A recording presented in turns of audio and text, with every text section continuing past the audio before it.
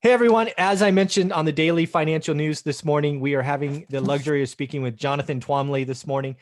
He has some stuff going on in his business that he says, hey, can we talk on Wednesday instead of Thursday? And I, of course, said yes, because I love speaking with him. So let's welcome Jonathan to the show. How you doing, man? I'm great, Michael. Good to talk to you as always. Glad we Yeah. could work it out this week and not have to skip. Oh man, I would move heaven and earth to speak with you. I have so much fun and learn so much. So thank you, thank you, thank you. Why don't we start with what we normally do instead of reviewing the unemployment numbers, which is typically what you and I do Thursday morning. Why don't we talk about what you see coming in the weekly claims ahead? Maybe anything you've discovered from September's numbers, which I think have been dug into a little bit. So let's start with unemployment before we get into what we see happening with the election. Yeah, well, so we have the rare chance to try to predict rather than Yeah. just react. So, I mean, I think that what we're going to see is pretty much more of the same what we've been seeing.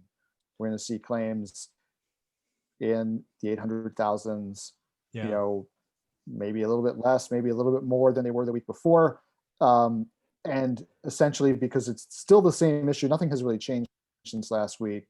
The low hanging fruit has been picked, and pretty much everyone who's gone back to work, who can go back to work, has gone back to work. And now what we're running into is the continuing claims and the sort of slow drip of businesses that are just going out of business and giving up the ghost. Yeah. So I think I agree with you, except for on the timing, Mhm. that claims are going to start rising soon. But I think we're still not there yet. I think we're going to still be in that, you know, somewhere in the 830 to 870 band that Yeah. we've been in now for some time. And we haven't. This is where we've hit a sort of a temporary bottom, Yeah. and I think it's going to be this way for a while. Yeah. So So when I before look going at back up. what you're talking about, I would say again using the V's and U's and L's and all this other stuff people are talking about. You think we're in the kind of the bottom of the U or the bottoming phase for the new unemployment claims? Is that fair? Yeah, yeah, I do. I think that we're going to see them climb up again Yep. in the fall as just inevitably coronavirus cases are going to rise. Um, there, that's going to lead to more lockdowns. That will Mm-hmm. lead to more unemployment claims. Um, and frankly, I mean, one thing that we haven't focused on uh, really that much, because we've been talking just about the unemployment numbers a lot and the businesses that have given up the ghost thus far. But I think that there are going to be a lot of businesses that have managed to hang on until now, that the next wave of lockdown will be the Yeah. final nail in the coffin, either because they just don't have any money to go any further, or because people just give up in frustration and say, look, I'm just gonna, this isn't worth it. I'm not making enough money for this to be worthwhile. I'm just shutting down until, you know, there's a clear path to recovery, and then I'll Mm-hmm. come back. So I think that we have not seen the worst of this yet, Mm-hmm. and maybe we've seen the worst of it. We're not over. We're not through it yet, Right. and um, we still have a long road ahead to full Yeah. recovery. Yeah, you and I kind of agree and disagree. And again, it's timing. So this is what I Yeah. want to put out there again tomorrow. We'll know in 24 hours.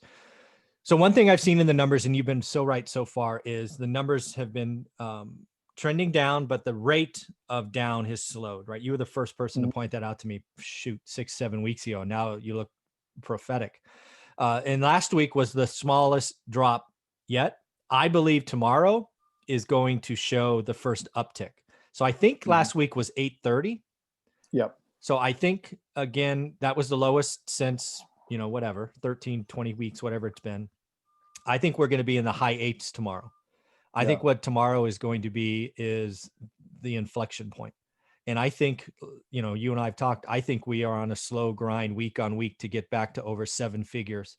I'm thinking in late October, maybe it's early November, but it's all the things you just talked about. People giving up, the cold, the second wave, lack of stimulus. Folks, we're going to be over 1 million claims, and that is the fact that we're used to 800 is sad, right? The peak of the Great Yeah. Recession is 606, and that was a single week, and now I don't know what we've had 30 weeks in a row above that. It's it's bad, and again, the only thing that I think gets a stimulus going, because I don't think we have any stimulus talks. The only chance we have, and there's one card left in the deck, and that is tomorrow's unemployment number. If tomorrow's unemployment number surprises to the upside, and I'm talking huge upside, I'm talking 1.1, 1.2, just something out of left field, that is the only chance Congress gets off their ass. I don't see that happening. I think the uptick will be slow. It'll gradual, much like the downtrend. So I think we go from 830 to like 870. And then if we do that, we get no stimulus until January or February. That's how I see the cards playing out. It'll be interesting. We'll know in about 24 hours. Yeah. Yeah. I mean, I am personally not anticipating a big spike. I could definitely see the trend going into reverse, but it's not a trend. I mean, it's noise because we've been bouncing around, right? This number. So but if you look at the chart, we had a huge spike and kind of a fairly steady, lowering of the new claims until we hit this 800,000 level. Yep. And then it's just sort of stuck in that band for a while. So, that's what suggests to me that the low hanging fruit has been already harvested. Yeah. Calling a single data pointed trend is an error. I totally get it. I just think, again, when we look back together around Halloween or Thanksgiving, we will look at what will be October 15th and say, hey, that was where the inflection point was. Again, hey, I'm always wrong, but at least I'm brave enough to make a call. So I know you love making calls. You're more out there than me. I'm like, hey, I always hedge a little bit, but you like to plant a stake in the ground. Yeah, I want to know, right? I've been doing this for 20 years. I want to see, again, I do it to get better, right? If I'm wrong, I got something to learn from. So yeah, pretty cool. So I guess before we get into the election, because I think there's a lot of things to talk about, I just had an idea. It looks like there's been a lot of chatter. I don't know if you ever go back and look at the comments about yours and I's video about the math. Remember that from last week? I know you. So what happened? Tell me. People enjoyed it. People appreciated because I had that opinion before, and people called me, you don't know what you're talking about. Get Jonathan to go on it. You were nice enough to say, yeah, it's possible, right? Make these little changes, and you can take a $117 million building down to 60 million pretty quick. So I think people now believe that it's possible, and I think that was worth it. Well, and listen, it not only is it possible, it happened before. Exactly. So it happened in the last recession. If you look at, I've been on this rant, as you probably know, for a long time about how there's this idea that multifamily real estate does well in a recession. And my view of that is that that is a sort of a misunderstanding of what really happened and a misinterpretation of the data or things, things over time, they tend to get a little bit muddy in people's minds. And, so what I'm going to say now, multifamily launchpad, I'm going to say the same fact two different ways, right? In the last recession, multifamily real estate did better than any other class of real estate in the market. It was the clear winner in terms of how well it did during the last recession. Yes. Okay. So people have taken that fact. It was much more, as they say, resilient. It was by far the most resilient asset class in the last recession. Okay. So people have taken that fact and they've said multifamily real estate does well in a recession because it did better than, hotels, retail, everything else in the last recession. However, what does that mean? What are the statistics that says it was the best performing asset class during the recession? Multifamily real estate only lost about 33% of its value in the last recession, as compared to the other asset classes, which lost much more. Yeah. Right. So people have taken that, when they see the headline multifamily real estate more resilient than other asset classes during a recession, and they don't dig into what comparison is actually being made, it becomes very easy for people to then, in their minds, turn that into does well in a recession, or does better in a recession. And then when you layer on top of that how it performed coming out of the recession because of the foreclosure crisis, because of, as we've talked about, homeownership was artificially high before, going into the recession. It just went back basically down to where it always was after the recession. All those people moved back into apartments that hadn't been in apartments. It should have been in apartments all along.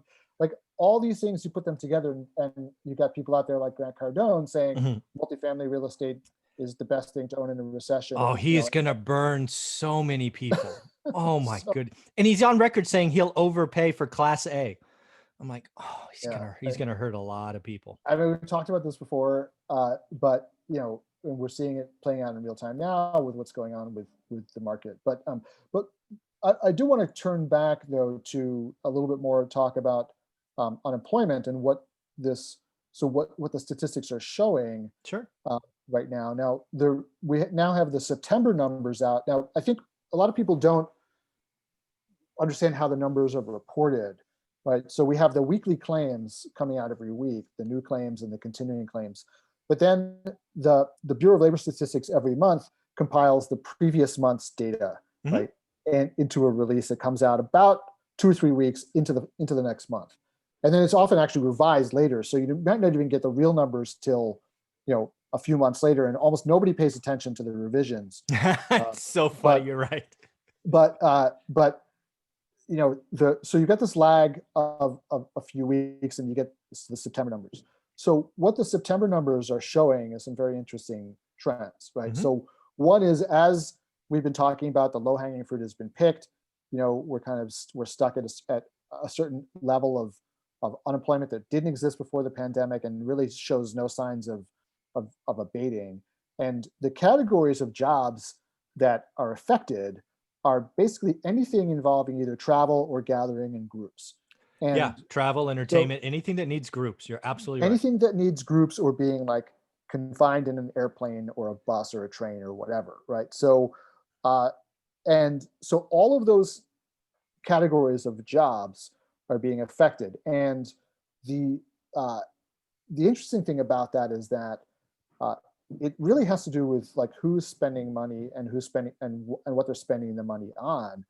And in those categories of jobs, you basically have a situation where the customers are far wealthier than the service providers, right? So Yes. it's wealthy people not traveling, not going out to for entertainment, not going out to eat because they just don't want to be in crowded places, Well, And now sorry to interrupt, but this is exactly what we've been talking about, the K-shaped recovery, right? The yeah, top of the K are the consumers. They're the ones with options. yeah, And the bottom of the K in many cases are the providers. And that's right. if the consumers aren't consuming, the providers aren't providing, and we have what we have in the K-shaped recovery. I'm sorry. Go ahead. Yeah, no, so it's exactly that. And uh, so the jobs that have been doing relatively well among lower income workers are basically the jobs that are reliant on what people are substituting for going out. Mhm. So people are they're buying more food to cook at home. They're buying more booze to consume at home. They're doing DIY projects right at home. Uh, there's certain categories so manufacturing has actually done okay Mhm. because people are now buying stuff like to projects to do at home because they've got time, they're bored, Yeah, whatever well, the I mean, case. record PC sales. When was the last time PCs had a record? Yeah, Right? I mean, People probably are schooling. 1999 when everyone Yeah. was worried about Yeah. Y2K, right? That's probably right. Yeah. It's crazy. Um, but yeah, so things like that. Also there's the work from home, Yeah. school from home. Educate school. Yeah. That's what it is. It's all Yeah. school related, right? The people, again, the So K-shaped recovery. Are you going to yeah, buy your kids a new computer? You're on the top of the K. Are you going to be, struggling to find Wi-Fi connections or help your kids do distance learning? It's this K-shaped recovery is not going to be fair. so those things are doing well. Manufacturing is doing well, and if you watch like the financial news on TV, they love talking about manufacturing jobs. Problem Mhm. is, manufacturing jobs are a tiny fraction of the economy right Oh, now, so small. right? Yes. So it can be doing, manufacturing jobs could double, and it Yeah. wouldn't Wouldn't save the move the economy, needle. right? Yep. Because it might move the needle a little bit, but it wouldn't save the economy because it's such a small number of jobs right now. But those people are doing okay. Mhm. But the rest, 70% of people work in the service industry, and those are the jobs that are really just have been just decimated, and especially in big cities and places where there's been more of a problem with coronavirus, or heavily tourist areas where people just aren't going because they they don't want to get on a plane, they don't want to be in a crowd, Yeah. what have you. So those jobs, which are far more numerous, are the ones that are being affected. And if Hmm. you look at, and then it's also, you can slice and dice the data in all kinds of different ways, by race, by gender, whatever. But basically, if you are a white college educated male, you're still doing fine. Unemployment is about 5-6% Hmm. for those people. Uh, but if you get, the further down the education scale you go, and Hmm. change the racial profile, whatever, then you start getting into some serious pain. Hmm. And if you think about who the renters are, right? So I think there's like, what you see is, and I see this chatter all the time in my groups. The people who are in the groups and owning the real estate, right, are the people who are not as affected by what's going on. So Hmm. they're saying, hey, everything is fine, right? And for them, it's like, yeah, it's a V-shaped recovery, uh, Yeah.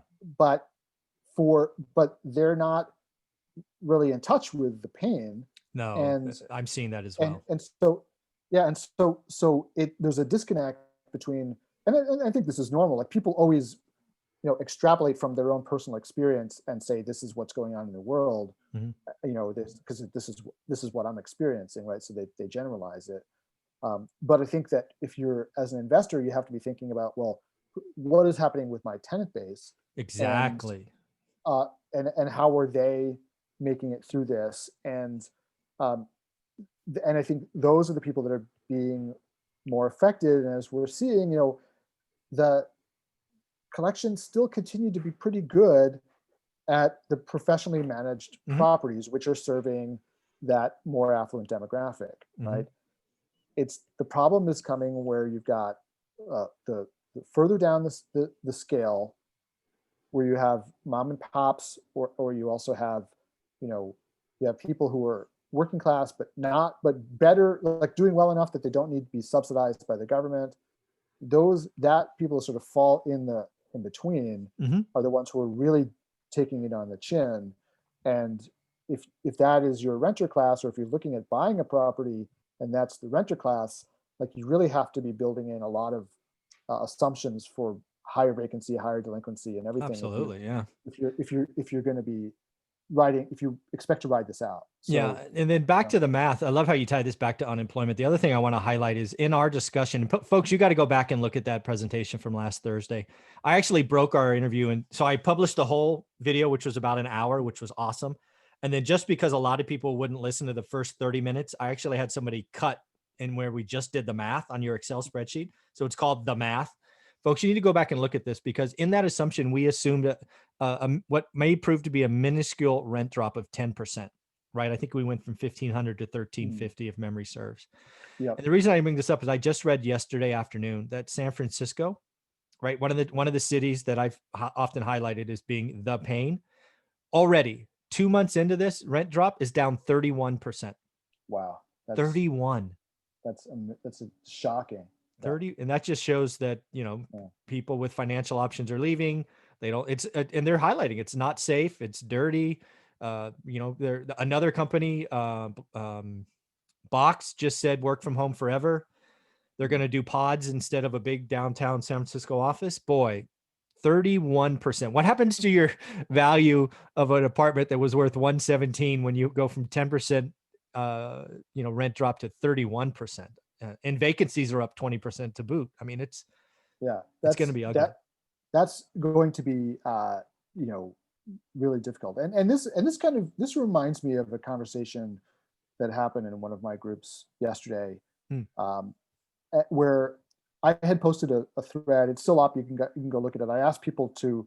Uh, this is in the multifamily investment community group. Mhm. If you go look, there's a discussion or a question of the day about what is the number one tip you have for successful investing. I That's love not your exact. questions of the day. They're awesome. Yeah, I got off them for a while. I've gone back. I've been trying to do them recently. So, Yeah. um, but I said, what is the number one tip that you have for investing advice or something like that? And Okay. somebody wrote a really really long, detailed answer Huh. about the important thing is your basis, right? Your basis of the Yeah. property, and you talked about how, you know, the greatest times to buy real estate were like, you know, in the 30s and in the, you know, like basically like in, 2008, 2009. Sure. And this is a point that I have been making for a long time. It was obviously why I thought this was such a great comment, because what you've been seeing for such a long time is, doesn't matter, you know, the price you buy at doesn't matter, you know, it's all about like the rent growth, or it's all Yeah. about whatever. And so Upgrading class it's, from B to A yeah, or it's whatever. all about the interest rate you get, Hmm. the spread between the interest rate and the cap rate, like all this kind of stuff. And the fact of the matter is that every single one of those metrics assumes that things are just going to continue to go along As smoothly the is. way they are right, you know, forever, Yeah. right? Or at least until you grow enough, and this is where you come back to basis, that like you've grown so much that then you can afford to contract and you're still okay, right? Hmm. But Yeah. the point of this comment, which was just so spot on, was that, you know, the times when money is really made in real estate is when you buy at a low basis, Hmm. and then doesn't matter what happens to you, what, you know, you, if you buy at certain points, like certain points in the cycle, you can't lose, right? Yes. Unless you're completely incompetent, right? So I can't say you can't lose. There are people who lose even then. Yeah. But if you buy it in the right part of the cycle, Hmm. and you're buying at a low basis, like so many different, first of all, you're then going to be carried up because you know the economy is coming back after that, right? But then it doesn't really matter what happens after that, because you're in at such a low basis, your debt service is so low, and that's the killer. It's the debt service that kills you. Hmm. Oh, for That sure. you'll be fine, you Yeah. know, no matter what happens. The problem is with people who buy at the top, right? Who need everything to continue to go the way it's going, Hmm. to just to survive, right? That's the problem, and that's when I was seeing the last couple of years, when I started warning about a correction and a recession Oh, it's here for several sure. years Yep. ago. And people were getting angry with me. Yeah. I And, saw 'em. I saw the comments. Yeah. and the reason they were angry with me is because they didn't want to be reminded of the fact that they were taking way more risk than Yeah. they really should have It been. wasn't a riskless investment. Yep. Yeah, and so for them, things needed to be perfect, and any suggestion that it was kind of like, Jonathan, don't say anything because you might cause the recession. Like I Don't could cause jinx us. like, don't jinx us, right? But that's what happens. People start getting further and further and further out that risk curve, Yep. right? Further and further up that risk curve. They It has to go perfectly, and assets were literally priced for perfection. And now I'm still seeing this. I mean, I'm looking at deals very actively now, and which I think probably surprises a lot of people, but I am. Yeah. And what I'm seeing is stuff that is just priced ridiculously. And the thing is, people are paying it because Hmm. there's so little product on the market. And what everybody wants is the same thing. They all want B assets because those are the best assets to own For sure. right now. But they're paying so much for them that they're turning them into risky assets, right? So Yeah. if you Yeah. pay enough for a good asset, you turn it into a bad asset, right? I totally agree with that. Yeah. And Again, you could take a good deal or a great deal and make it a bad deal very quickly by overpaying. by overpaying and then having anything go wrong, right? Yeah. So, and I think but there are so many people out there who have convinced themselves that, well, I can't, stock market is no good because it's overpriced. Hmm. This is no good, that's no good.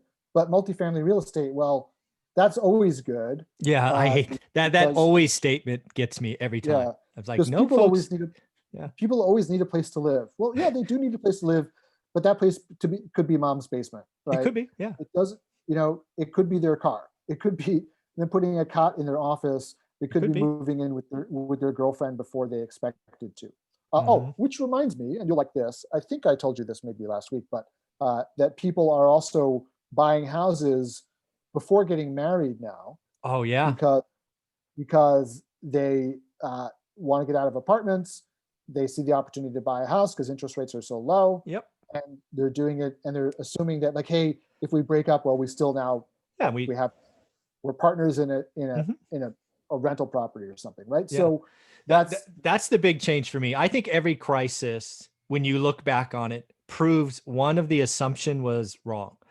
And to me, what is what it needs to be a continuing trend for all these people that are overpaying today is millennials will rent forever, right? Yep. And I believe, and I've said months ago, and the beauty of these being recorded is people can go back and look at my stakes in the ground and see if I'm right or wrong. This one I got right, is millennials are going to fundamentally change. They're going to, yes, they delayed purchases. Yes, they delayed marriage, they delayed kids, but they are coming.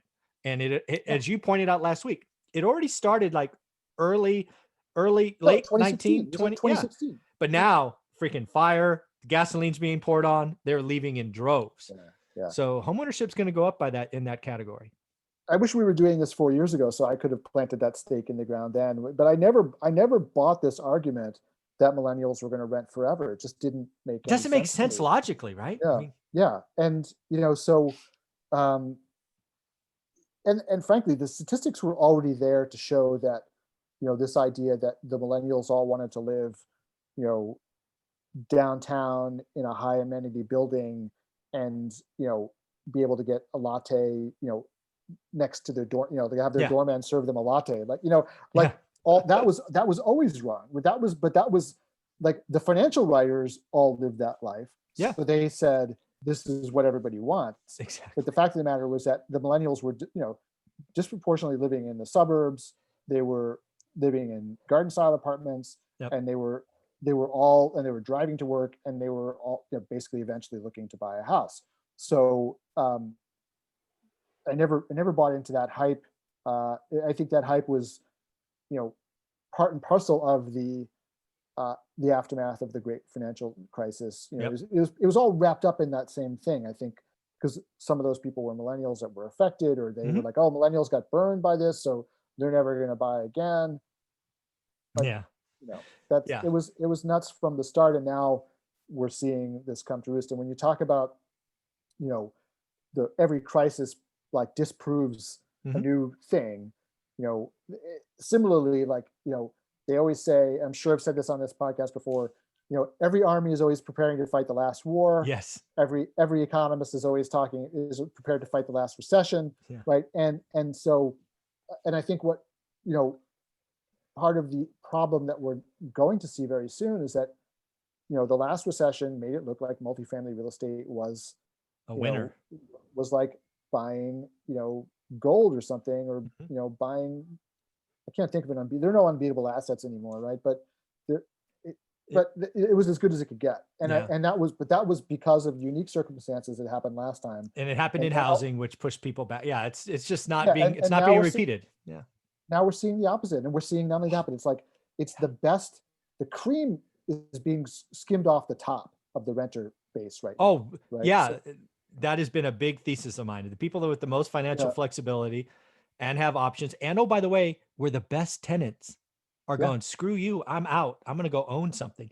And I just talked about somebody who lived in Battery Park, was paying, I might be wrong, $4,500 or $4,200 a month. They moved to upstate New York. Their mortgage is $1,000.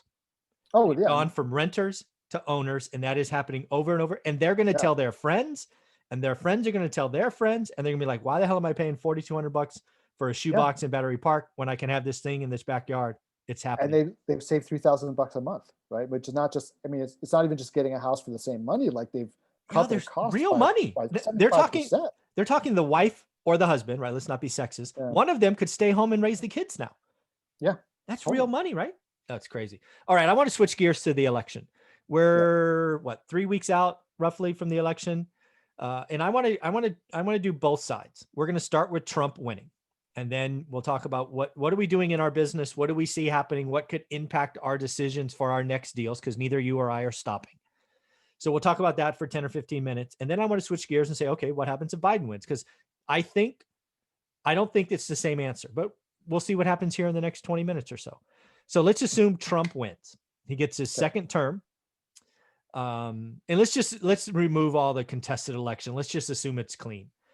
So Trump wins. November 3rd, November 5th, whatever, he's claimed the winner. And we've got 4 more years of Mr. President Trump.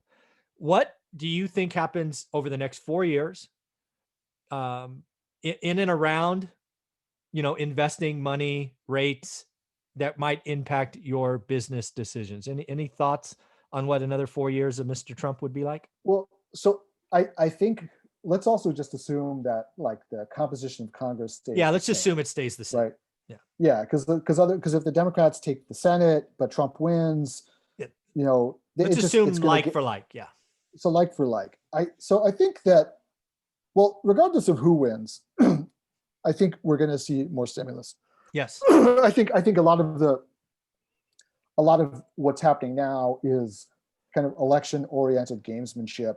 Clearly. Totally agree. That like nobody wants to give the other side a win right before the election, so everyone's kind of sticking to their quote unquote principles to you know to feed the base, right? Mhm. So Democrats are offering more money because their base wants more stimulus. Mhm. The Republicans are, sticking to certain Mhm. principles because their base, less money, certain provisions that are important to their, Mhm. supporters, their donors, what have you. So everyone's kind of showboating right now to try Totally to agree.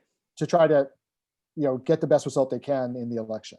Mhm. But I think once the election is over, if Trump wins, then I think that you'll see the the differences collapse because there won't really be such a need to do gamesmanship Oh anymore. yeah. You And I won't you won't and I game th- for 4 years. No chance. Yeah. yeah, and I think that you'll see some stimulus happening. Would it be Uh, fair to say, I think this is true, but it'd be interesting to see if you agree. Because again, we're going to compare both sides. I think a yeah. Trump win means money shows up faster, just calendar wise.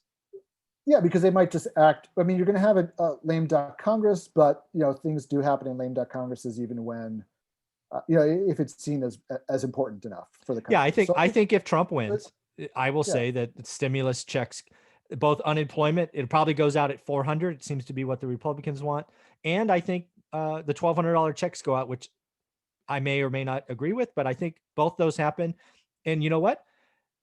Trump wins early November. I think that money could show up before Christmas, and I think he would do everything he could to make sure they show up before Christmas, so people have a holiday season.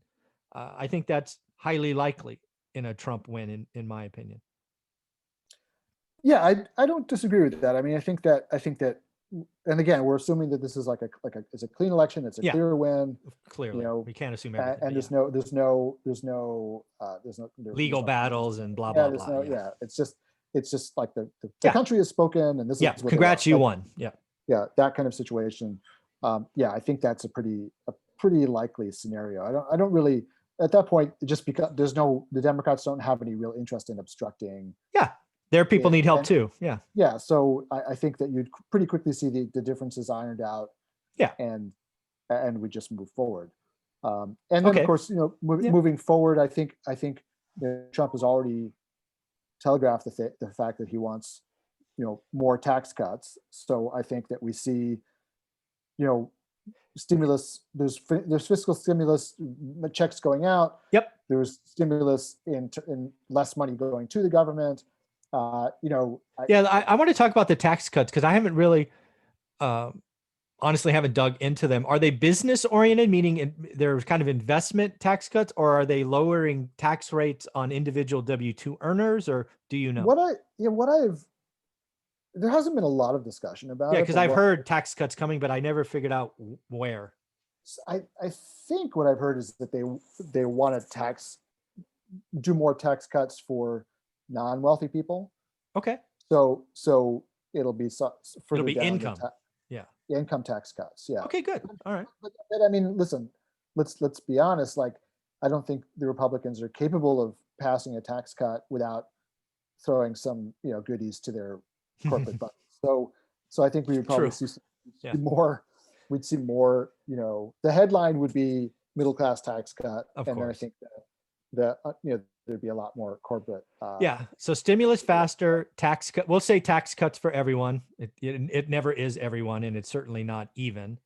The other thing I think that's very likely is I think this happens either case. I think the headline's the same with either winner. I think the mechanics of it are very different. I think there's a huge infrastructure bill or stimulus coming, meaning, roads and bridges and, those kinds of things. I think Mr. Trump, President Trump he's a builder, right? Or at least that's his reputation. So I think it's very more classic infrastructure with President Trump, meaning freeways and bridges and trains and, kind of, I don't know, I don't want to call it old school, but I don't know what else to say. Kind of the stuff that we have today, just making it cleaner, better, faster. Yeah, although it's been they had 4 years to do that, and including a couple of years of like control of everything. Yeah, the first two. Yeah, that's true. First two, they didn't do it. So you wonder. But I do think also I want to kind of qualify the tax cut thing. Sure. I think the stimulus will be a slam dunk. I think if we continue to have divided Congress, I think that the tax cut, like tooth and nail. Yeah, that's true. You know what I mean? Like, or at least to influence how the package comes out looking, because that's not a slam dunk, because I think that's an issue that's got more. There's more to argue about it. Mm-hmm. Like there's the deficit. There's who the tax cuts are going to. It's funny that the deficit will be talked about by the Democrats instead of Republicans, because today it's the Republicans talking about it getting too big. It's funny how all this changes. Yeah, it always changes depending on like which position you're in, right? Yeah. So, but I do think I think there'll be a lot of, the Democrats will raise the issue of fairness, like who is getting the tax cuts, and it'll be hard if it really is a middle class tax cut. It'll be very hard for them not to go along with it. Sure. But if it's perceived as being disproportionately benefiting the wealthy, then I think you've got a fight. So headline versus reality. I agree with that. The other thing that I'd love to get your opinion on is there's been at least talk about quote unquote bringing manufacturing home, right? Earlier in the discussion, we talked about manufacturing being a very small segment that doesn't, maybe it marginally moves the economy, but it's not points on the economy. Do you think there's in either case, and again, we're on the Trump side now, do you think he creates tax incentives to bring manufacturing home?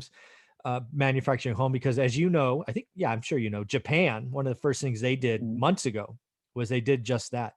They gave tax incentives to companies to bring manufacturing home.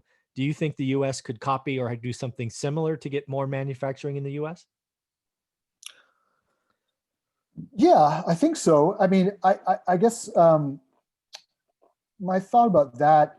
So on the one hand, I think the decoupling from China, and two things. Sure. And whether you like Trump or you hate Trump, I think you got to give him credit for really pushing the issue of like us being so dependent on China. Oh, absolutely. For everything. And the coronavirus has really made clear how dangerous it is to have your entire supply chain totally like in another country who doesn't like you. Like yeah, exactly. Where like your relationship is not that great, right? Yeah. So so I think that's been a good thing to come out of this administration. And I think that's not going to change. I don't think if Biden's elected, it's not like we're going to suddenly be like, oh, China, we're sorry. Just kidding. It's just, I think that's going to continue. And it's not just the US. I think this is happening around the world. Like everybody I agree. Yeah. realized that the national security issue and the economic issues of having all of your supply chain outsourced to another country they just need to be taken more seriously. So I think we'll see retrenchment in that respect.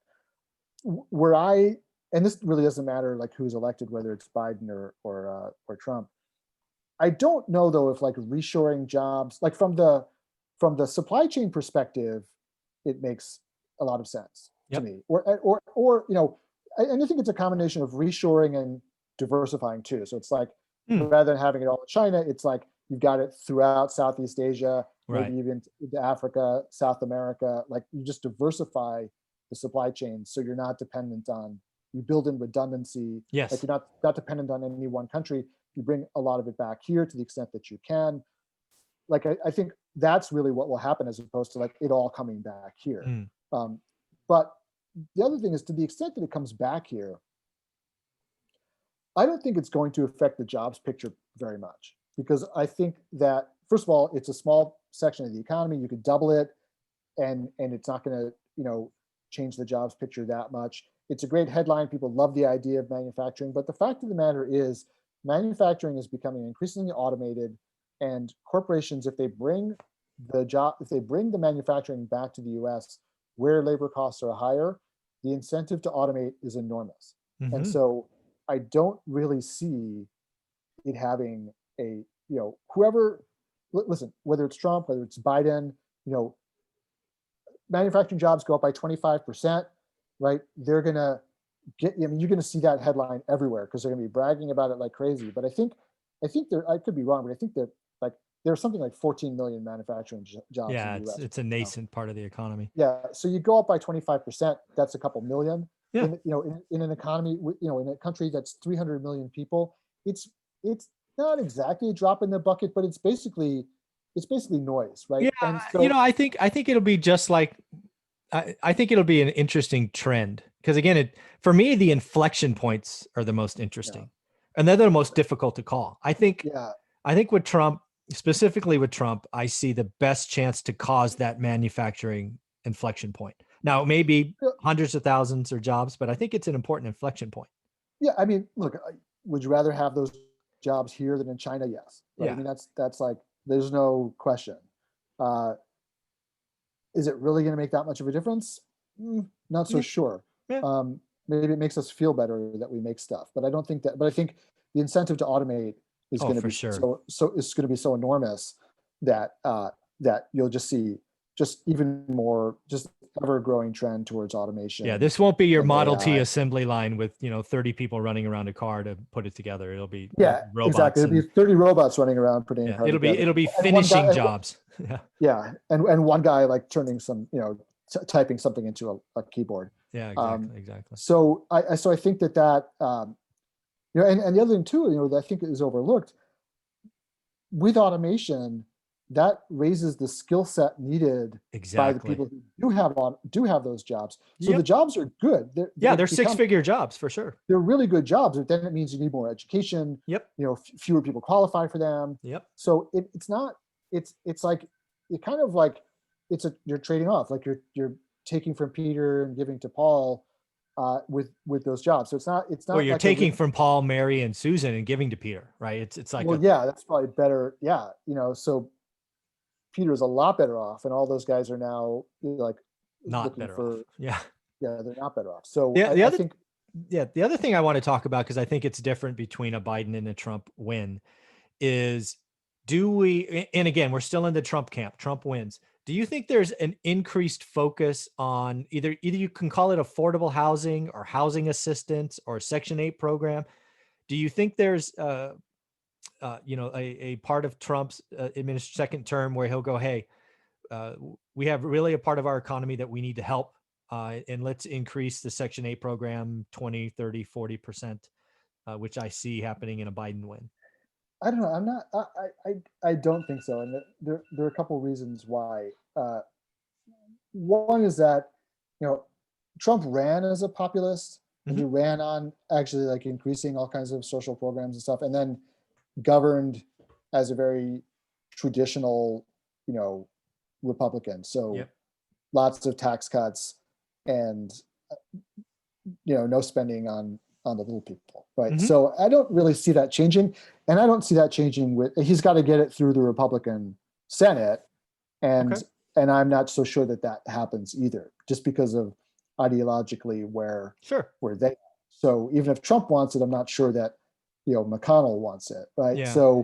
Yeah, I So totally agree. yeah, I think that is going to be one of the we'll see, right? Because I don't know what you're going to yeah, say. My opinion, that's one of the things that I don't want to say ignored by Trump, but won't happen, and it may actually be one of the first things Biden does. So, yeah. anything again in a Trump win that we haven't talked about that you think will happen, and more importantly, will be different if a Biden wins? Anything else? Well, I mean, I do think it. I don't know if this is different from Biden, but I do think, as you alluded to before, mentioned before, that if Trump is thinking about his legacy, Mhm. what legacy he wants to leave behind, uh, you know, Oh, yeah, I definitely. think infrastructure is a big, like having, just like we've got the Eisenhower interstate highway system, Yeah. like what does Trump want to be remembered for? Maybe we do see more, infrastructure spending, but Oh, yeah. I but think but that's but a great call. Yeah, you're right. but like I said before, they had 2 years to do that when he came in. They didn't do it. It was a way that he could have easily. That was something the Democrats would have gone along with, but Yeah. they couldn't get it done. So I'm skeptical unless Yeah, you know what? unless it changes the approach to it or changes the way to structure the program. I mean, I just wonder, but those would be really good jobs, right? I mean, if we had oh, like, for sure. if we spent 2 trillion, I mean, instead of like just giving away 2 trillion, if we just said, okay, we're going to go and spend 2 trillion Yeah, on invest. Let's call roads it and bridges. invest 2 trillion. Let's call it invest two Yeah, trillion and it would have been an investment. I for mean, sure. those are investments in the economy, very, very, really, really good investments in the economy. If we said like we're going to Totally go and agree. spend and we'll say, hey, you know, we're going to go, 1 trillion to Republican priorities, so roads and bridges Yep. and that kind of stuff, and 1 trillion to Democratic priorities. We're going to do like broadband internet everywhere and Green New Deal or whatever that's green called. green stuff all over the place. Like, you could have created a lot of jobs and it would have been productive rather than just sending everybody a check. But look, maybe that could happen, but I'm not counting on it Yeah. happening. So Yeah, I think we agree. I think one thing you just brought up that really was an aha moment for me is my my impression of Trump is he definitely cares about his legacy, right? I think that's an important variable for that man, I believe. And I do think that if he gets 4 more years, that I think the next 4 years will all be about legacy. I think that what you just brought up was like an aha moment for me. So I do think he will look for things like the Eisenhower Interstate. I mean, he will look to put his name on stuff, right? Not necessarily physically put his name on stuff, but 100 years from now, they'll call it the Trump this or the Trump that. I think that's important to him, well, in my look, opinion. just to not make light of this, maybe if like Nancy Pelosi wants to get stuff done, she should just tell Trump he can put his name on it, and then you know. Yeah, that would be an interesting chess move. I bet he says yes. All right, so let's switch gears, and let's call it a blue wave, just because we got to declare something. Yeah. So now Biden wins, and the Democrats take the Senate. Just because we don't have time to talk about every other variable. So let's try to do it in the same order. The first thing we talked about in a Trump win, and now we're doing a Biden win, is stimulus. So I think that no stimulus would happen until after Biden was sworn in. Mm-hmm. Totally because agree. Because I do feel that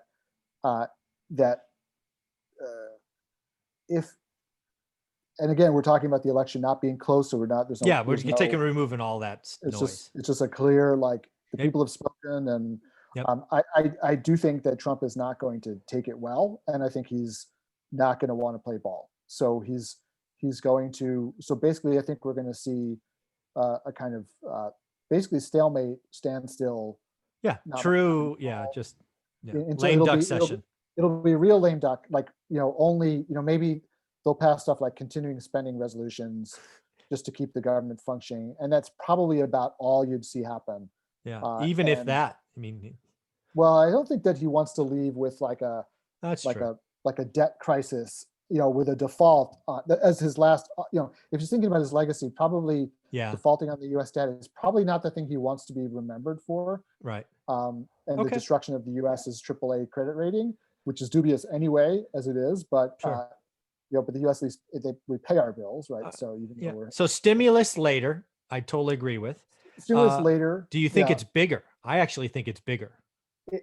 If the Democrats control everything, if they're not dependent on any Republican votes, clean sweep, and they're able to get through whatever they want, and I think it's going to be a bigger bill. I think it'll be a lot more green stuff. Now, I think one of the things that has been lost with Biden.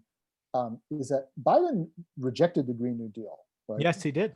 So Biden is not a Green New Dealer because he perceived there to be a lot of sort of like unnecessary ideological, fluffy wish list stuff in the Green New Deal. That being said, he's very much would carry on sort of the Obama administration policies of wanting to reorient the economy in a greener direction and encourage green infrastructure spending and stuff like that. So I think a lot of the stuff that was tacked onto the Green New Deal, like Medicare for all and things like that, would not happen removed.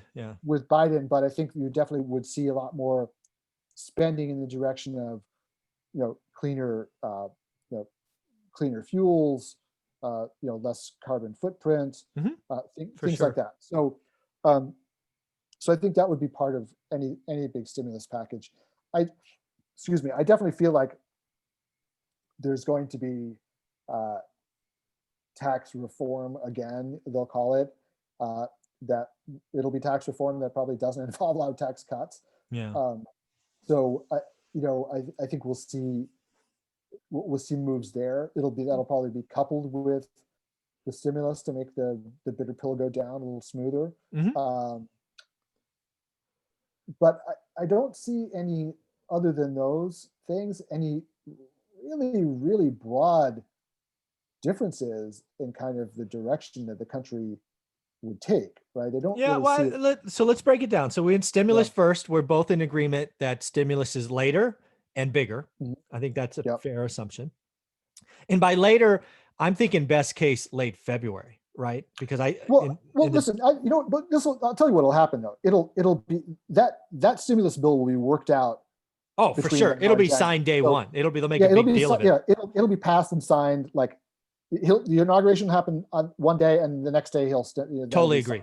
But So the process of getting checks to people's yeah, mailboxes, will take a few weeks. yeah. Yes. So you're Yeah. thinking mid to late February, money shows up. Something like that. Yeah. Yeah, I mean that's again Yeah. in Trump's scenario, I believe the money shows up by Christmas. Biden, Yeah. it's again just calendar wise, middle to late February.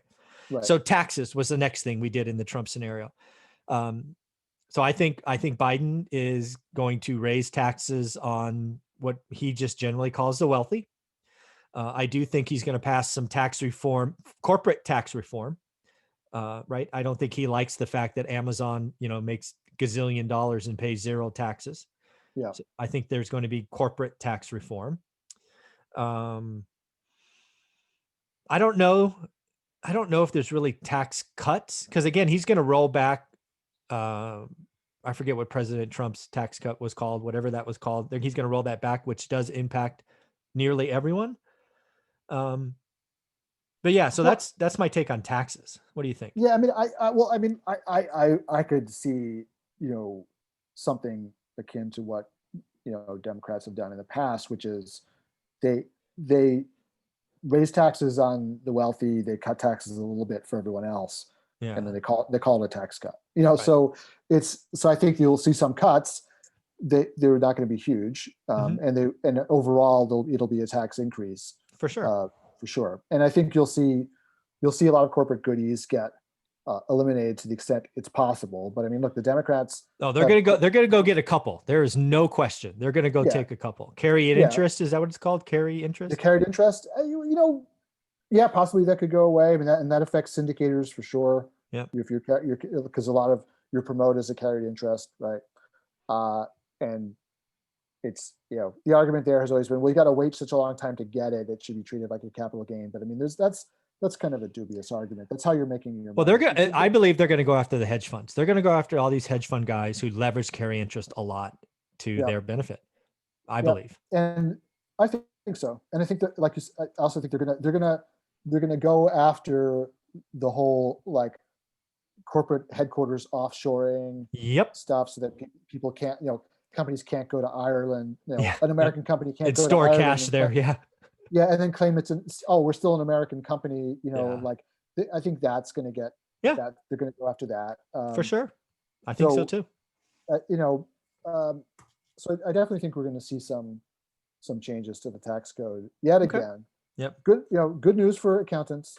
Yeah. Oh, Um, very good news for accountants. good news for accountants, because the ever-changing tax code will continue to change and confuse people, and Oh yeah. they'll tax lawyers and tax accountants will have Yeah. continue to Well, seek their what time. about housing? Housing was the next thing we talked about. What do you see happening different in the housing arena? Both, Yeah, again, a Biden win. I if so again, we have to assume that they can get what they Yeah. want. But if they can get what they want, yeah, I think housing is a big thing. I think I would much prefer them to provide checks to tenants Hmm. to pay for than to do any kind of like rent control or go after landlords. Hmm. I think there's always, unfortunately, with the Democrats, there's always a tendency to attack landlords Mhm. as evil money grubbers, rather For than sure. just, rather than encourage construction or just give checks to people Yeah. who are needy, right? Yeah. So uh, it's the cheapest solution that involves no tax cuts, No no thought. no expenditures, is just to tell the landlords how much they can charge for rent. Like Yeah. that's why it happens, because it doesn't cost anything to do that, right? Yeah. Or at least you don't see the cost. But the cost is not on the government Yeah. to do that, which is And why it's so easy for yeah, landlords. and it's so easy to sell, right? Yeah, it's so Yeah, easy to sell. Well, I yeah. think there's a couple things in housing that I think is fundamentally different than if Biden wins, if Trump wins. First and foremost, I believe Biden will come out with a tax incentive for first-time home buyers. I could see that being a year one thing. Uh, Obama did this during the depth of the crash. It was an $8,000 Yeah. tax credit. I saw what had happened, because again, I look at my market every day, folks, and it had a difference. So I could see Biden doing it. I've heard talk of a 15K. If it's 8 or 10 or 15, whatever it is, I see that happening. So I see first-time homeowners getting a year one tax credit to buy a home. Mm. I think that's meaningful. Second, unlike in Trump's discussion, I believe Biden purposely and quickly doubles housing assistance. I think there's a general feeling that the bottom rung of our economic ladder has suffered, much, and is actually growing, which is probably more fearful. So I see the housing program getting extra money pretty quickly. And then lastly, for housing impacting you and I see them putting Trump's picture on the wall, Trump's tax return on the wall, and says, I want every freaking loophole that he leveraged to pay $750 in federal taxes gone. I see them being malicious, and that's going to in fact impact investors. So I see those three things. Any of those you agree or disagree with? I agree they're going to go after those things. I don't think they'll get them through.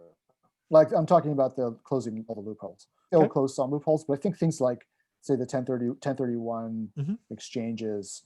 Trump actually did. I don't think a lot of people don't realize Trump actually did basically eliminate 1031, except for real estate. Used to be able to do 1031 for other things, Yep. like I remember. art, like artwork and things like that, right? But you can't do it anymore. So they closed that loophole already. Coming after 1031 in real estate, I think, is going to be tough, because the real estate industry will put on a full court press against it. And Mhm. and look, there are a lot of, I mean, there are a lot of pro real estate Democrats out there. This is not like, there is a wing of the party which hates real estate, Mhm. but it's not the Democratic Party as a whole does not hate real estate or hate, So you see landlords. them coming after a few of the, I don't know what you want to call it, goodies, loopholes. Again, 100% legal things. I, They're going to come I, after some. yeah, I would be really surprised if 1031 goes away, Yeah, because I agree. Yeah, I don't think there are that just goes. so many people sort of who've already baked it in. Like, it would cause so much disruption, and I think that the real estate industry would just, you know, they would just go to the mattresses Yeah, for but to that. be clear, again, I haven't seen Trump's tax returns. I've only seen what's reported, but the 1031 exchange was not one of the things that he leveraged greatly to get a $750 federal tax Yeah, credit. well, I mean, he also did a lot of other stuff that has nothing to do with real estate at all, right? Like the stuff he was taking a lot of expenses that Yeah, are yeah.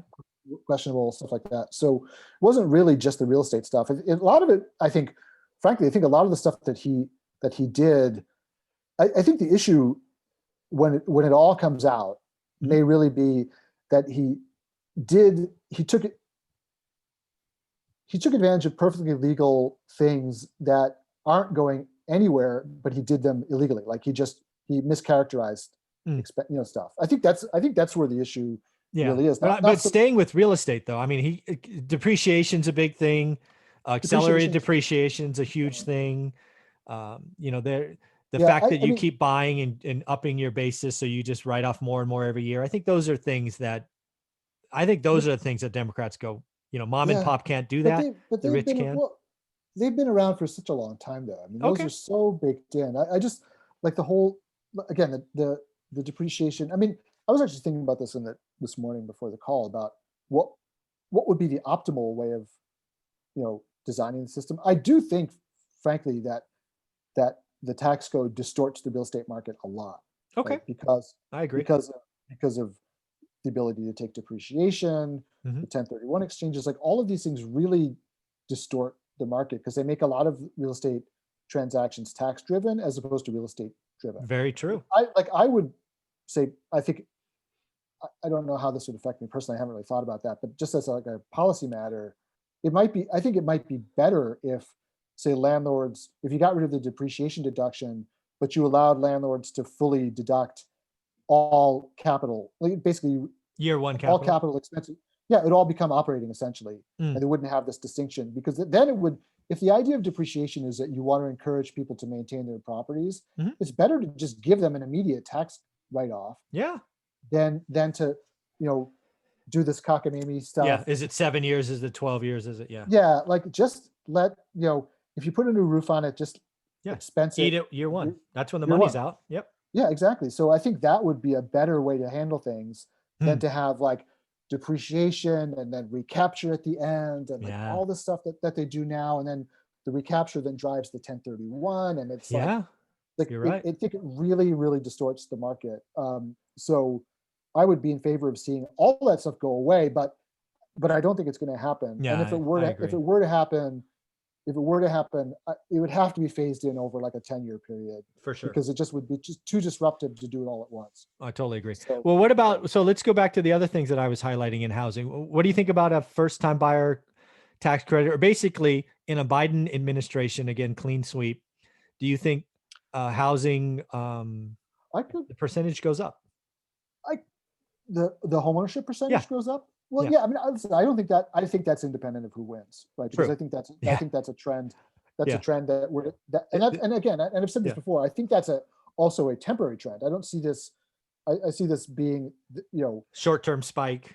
yeah, a short-term spike, and then we'll hit like a sort of a new equilibrium. Mhm. But 'Cause you don't but see it rolling over, but you see a short-term spike, and then, just use numbers, 66 to 69, and then 69 is the new normal? Or do you see it going like last time, 66 to 71 back to 66? I don't know. It's a tough one. I mean, Okay. because All right. it depends on like, if housing gets really expensive and then more people are priced out, then that will affect the Yeah. homeownership Yeah. rate. Okay. So So, okay, it's gonna let's go back to Biden. Do you think there's yeah. the next 4 years under a Biden administration, do you think he incents home ownership? I guess that's the question. I'm not sure. And Okay. the reason is because I think the last time around that was, we had a housing crisis. And so that $8,000 tax benefit was like, hey, let's try to do something Yeah. to stem Let's the do housing anything. crisis. Yeah. So Yeah. this time around, we don't have a housing crisis, or at least we don't have a home ownership Yes. housing crisis, right? Mhm. So I think that the relief will go more to the renter side, Okay. to the home ownership side. Okay. So housing program or whatever you want to Yeah, call. I think what you said before about increasing the size of the renter assistance Yeah. is much more likely Okay. Cool. than on the homeowner side. Okay. That's what I would. All right. Then the look next at. thing we talked about was manufacturing. Do you see Biden encouraging, build in the US or bring manufacturing home, or Yeah, uh, I do. I think that's where we are now, right? So I think okay. that is something that you know um, I mean, look, we've had this like weird thing going on for the last few years where, traditionally the Republicans were the free traders and the Democrats were the protectionists, right? Mhm. Because the Democrats are trying to protect the union jobs, and they didn't want stuff outsourced overseas. Then you have then Clinton sort of starts mucking around with that with NAFTA, right? Yeah. And stuff starts getting a little bit like rejiggered, and it gets all connected with like a lot of like immigration stuff and like Mhm. and all these issues start getting mixed up together. And then Trump comes in and is like China bashing, and the Democrats like, oh, that's racist, and like so Mhm. like then suddenly the Democrats are like the free traders and the Republicans are the protectionists. But I think that like I think like we've passed peak free trade. Let's Okay. put it that way. There you Right? go. Yeah. I think like peak free trade happened in 2015, and then Trump came in, Mm. And I think that no matter what side of the aisle you're on now, I think I think like politically Hmm. that you know what the country wants is to see a tougher line on China, Yes. to see more manufacturing jobs coming back here, to see, and I think frankly if they're smart, they'll tie together reshoring jobs, the supply chain issues, and the tax offshoring stuff, and tie that all together Oh yeah, you're right. as sort of a patriotic reshoring bill, right? And wrap that all into, as opposed to doing like Yeah. the tax offshoring with a tax bill, but do it with like a reshoring American jobs bill, Hmm. and go after all of that kind of like globalization, whether it's financial globalization or manufacturing globalization or whatever. That would be to my mind, that would be the smart thing to do politically. Oh, I like that. Whether they do it or not, I don't know. Yeah. But go after all of it as one package and say, like, we're the America first. Yeah. Call it the American First Bill. I mean, Yeah, they yeah. like to name these If things. you're Biden and you like really want to dig Trump, like you basically go and say, we're going to make America great again. Like This is the great America. this is the Make America Great Again package, or the America First Oh, package. that's just Right? mean. That would be mean, but that'd be pretty funny. But He it probably will won't. do it. Yeah. All right. So then the So last thing we talked about was infrastructure. We kind of highlighted the yeah, little differences, but let's give Biden his time. I think if Biden is in again, I think infrastructure, I think it's a little bit different. I think the cost is roughly the same, 2 trillion. I think in the Trump bill, it's more physical things, cement and labor, or lumber and steel and things like that. I think if Biden wins, you kind of get a 50-50 split. And I think you kind of highlighted that. I think there's some kind of old school and new school, if you will, in a Biden plan. but yeah, I mean, I think listen, the Democrats for a long time, even under Obama, and they could never get this through a Republican Congress, but we're like, look, infrastructure, is the country's falling apart. We got to spend money Mhm. on the roads and the bridges. And so I think if you had the Democrats in control, I think you're going to see some of that. Like I think you're going to see that the idea of like, hey, let's go rebuild the crumbling stuff that we have, and but also like under Biden, you're going to see obviously an emphasis on more on public transportation, For right? sure. You might see them talking about high speed rail again, right? Yep. You might see definitely green infrastructure. So a lot of emphasis on, wind, solar, Totally agree. water power, whatever, natural gas rather than coal and oil. So Mhm. I think that you'll see that's where the infrastructure spending will go. It'll like you say, I think it'll be spread over more different Yeah. categories of stuff, and not just the traditional, kind of heavy industry, dirty industry stuff that Right. you see with Trump. Yeah. So this has been a lot of fun. When we talked about this idea, I didn't know how this was going to go. I love this conversation. I think regardless of who wins, and again, we've made grand assumptions. A clean election, a Biden win was a blue wave, a Trump win it stayed the same. So we made a bunch of assumptions which could prove wrong or dangerous. But in the end, what I see happening, post January is I think we start, regardless of who wins, we have good things going on in the economy. I think things in 2021 get better. I think Q4 has some pain for no matter what. But I feel good about America post, post inauguration or whatever it's called with President Trump keeps it. Yeah, I feel good either way. And I think the road out of this is different, as we've highlighted pretty clearly. But I choose to feel good either way. I don't know about you. Yeah, I mean, I think there's certainly going to be like I think a stimulus coming either way, and that Yes. will help. Um, I think a lot of the acrimony is going to continue no matter what happens. So that's going to be like a drag on everything, Mhm. unfortunately. But we shall see. We shall Very see. cool. We Well, only got thank a you. few more weeks to Yes, figure it out. that's right. Jonathan, man, I appreciate your time. Thank you for giving us an hour. You have a wonderful day. All right. Yeah, take care, Michael. Thank you. Bye-bye.